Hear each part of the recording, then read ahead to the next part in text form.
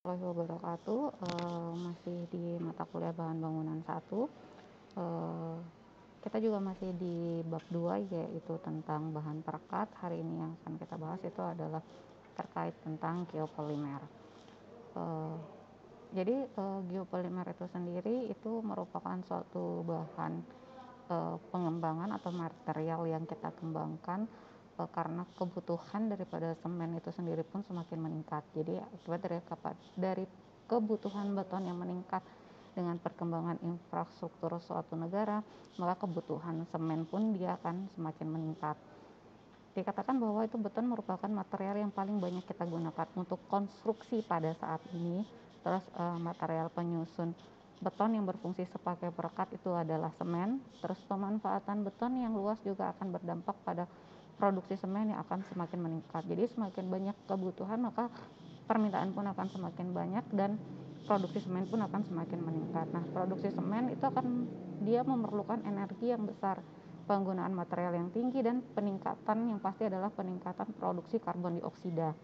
Nah, material beton itu akan mengalami kemerosotan kekuatan nanti setelah dia mencapai umur 20 tahun. Nah, terus yang coba kita bahas ini adalah pada proses pembakaran di tungku rotary kiln, itu bahan bakar yang digunakan itu adalah batu bara, dan pada saat proses pembuatan semen Portland itu dia akan menghasilkan namanya gas buang, terutama gas sulfida dan gas karbon dioksida. Untuk memproduksi semen sebanyak 1 ton, maka nanti gas rumah kaca atau karbon dioksida yang dihasilkan dan terbuang juga itu akan sebesar 1 ton juga. Nah, gas ini itu akan kita dilepaskan ke atmosfer dengan bebas dan kemudian akan merusak lingkungan hidup, dan diantaranya bisa menyebabkan terjadinya adalah pemanasan global. Di Indonesia sendiri itu kita telah mempunyai banyak sekali pabrik semen Portland modern dengan mutu internasional. Pabrik semen ini biasanya dia menyebar di Pulau Sumatera, Jawa, dan Sulawesi.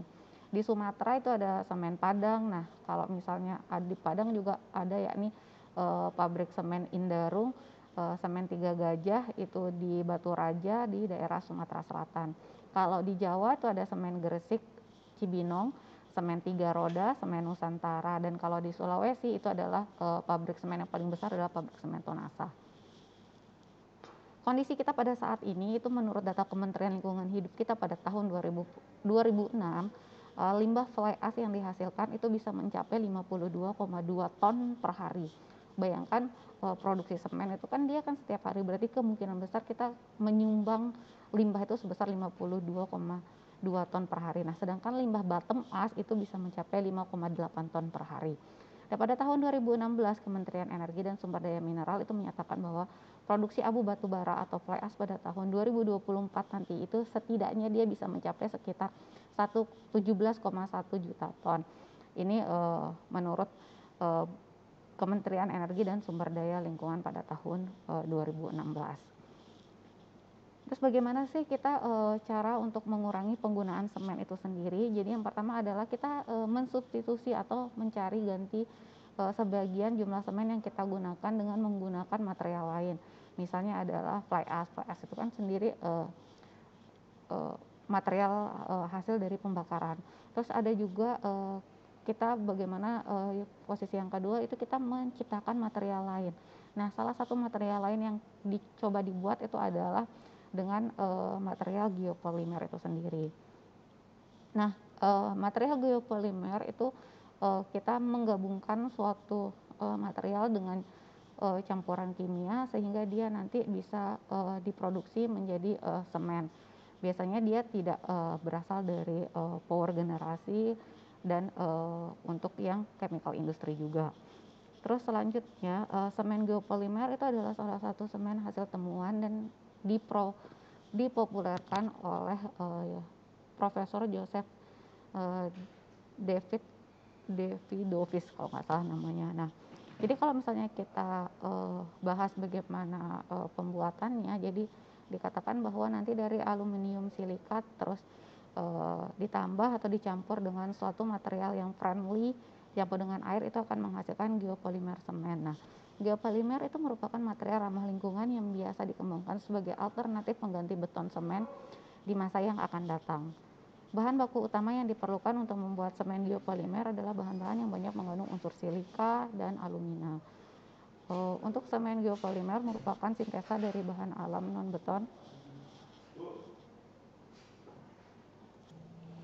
Semen geopolimer itu merupakan sintesa dari bahan alam non-organik melalui proses polimerisasi. Terus dikatakan juga bahwa geopolimer itu dia lebih ramah terhadap lingkungan karena selain dapat digunakan sebagai bahan pembuangan atau dia menggunakan bahan pembuangan industri, proses pembuatannya juga tidak membutuhkan energi yang terlalu besar seperti pada proses pembuatan semen hingga pada suhu 800 derajat Celcius. Cukup dengan pemanasan 60 derajat Celcius aja selama sehari penuh, kita bisa menghasilkan beton dengan kualitas yang tinggi. Keuntungan kita menggunakan geopolimer itu yang pertama adalah dia mengurangi emisi karbon dioksida, terus memanfaatkan limbah sisa pembakaran industri seperti fly ash, terus pengerjaannya sangat mudah dilakukan, tahan terhadap api atau fireproof, terus permeabilitasnya rendah, memiliki kekuatan tarik dan tekan yang tinggi, dan tahan di lingkungan yang memiliki kandungan asam dan garam yang tinggi. Terus beberapa pemanfaatan beton geopolimer itu beberapa produk geopolimer yang sudah dihasilkan di Indonesia. Yang pertama adalah untuk bahan perkerasan jalan raya dan bandara seperti paving dan perkerasan kaku. Terus yang kedua untuk elemen bangunan seperti balok, kolom, dan lantai dan bahan pracetak lainnya. Terus ada yang ketiga untuk bahan non struktural seperti pagar, panel beton, bis beton, batako, dan gorong-gorong. Terus ada juga untuk beton pemecah gelombang, terus untuk bantalan rel kereta api, bahan grouting atau pelapis, terus untuk pelindung api, karat, dan ledakan. Untuk beton ringan juga biasanya digunakan geopolimer, dan stabilisasi tanah serta agregat buatan. Terus pemanfaatan beton geopolimer juga menurut Global Change Institute Universitas Queensland yang dirancang oleh Hassel bersama dengan Blackhanner dan Wengers, itu adalah gedung pertama di dunia yang berhasil menggunakan beton polimer untuk tujuan struktural. Jadi contohnya seperti digambar di samping. Sebelumnya penggunaan beton polimer itu biasanya hanya dimanfaatkan untuk jalan setapak oleh otoritas lokal sebagai beberapa kasus. Terus bangunan dengan tinggi 4 lantai ini merupakan gedung untuk penggunaan umum yang terdiri dari 3 lantai beton geopolimer. Nah, ini adalah beberapa siklus proses pembuatan geopolimer. Tadi menggunakan fly ash, ada agregat, terus dicampur dengan alkali aktivator NaOH plus Na silika, maka nanti dia di mix design sehingga dia bisa menghasilkan geopolimer. Nah, ini adalah proses pembuatan beton geopolimer. Jadi kita mencampurkan sodium hidroksida, sodium silika dengan alkali high soil, terus kita gabung dengan batu bara dari hasil power plant untuk source materialnya, terus dicampur dengan agregat, maka kemudian kita campur sehingga bisa menghasilkan geopolimer dan bisa kita cetak dalam bentuk beton cetak. Nah, ini perbedaan material beton konvensional dengan beton geopolimer.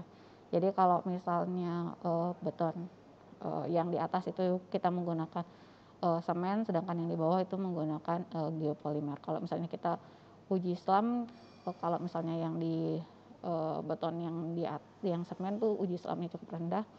Yang sorry. Nah, ini juga proses pembuatan dengan beton geopolimer sama saja, tapi kita gabungkan dengan fly ash dan geopolimernya, maka nanti kita bisa uji berapa uji SLAM-nya. Uji SLAM-nya cukup bagus. Nah, kesimpulan dari materi kita itu adalah biasanya untuk mereduksi atau mengurangi gas emisi karbon dioksida kita menggunakan geopolimer semen itu menggunakan alternatif yang sangat baik dibandingkan dengan kita menggunakan semen Portland pada umumnya. Nah, untuk memproduksi substansi dari geopolimer itu sendiri itu lebih bagus dibandingkan kita menggunakan semen tradisional.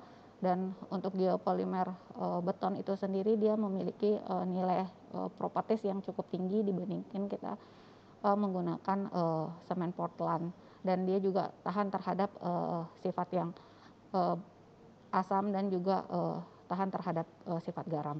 Mungkin sekian dulu untuk geopolimer kita hari ini.